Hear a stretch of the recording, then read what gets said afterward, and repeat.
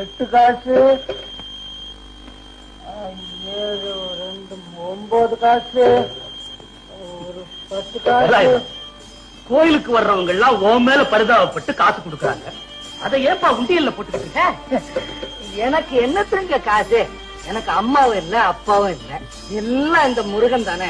படுக்கிறதுக்கு இடம் கொடுக்கறான், சாப்பிடறதுக்கு சோறு கொடுக்கறான்.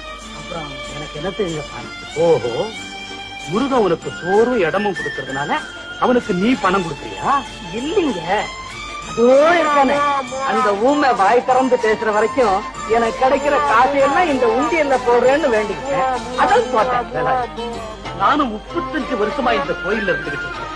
இங்க வர்றவங்க எல்லாம் முருகா என்ன காப்பாத்து, உனக்கு கார குடு, பங்களாவ குடு, இருக்கிறது பத்தாது இன்னும் குடுன்னு வேண்டிக்கிறாங்க.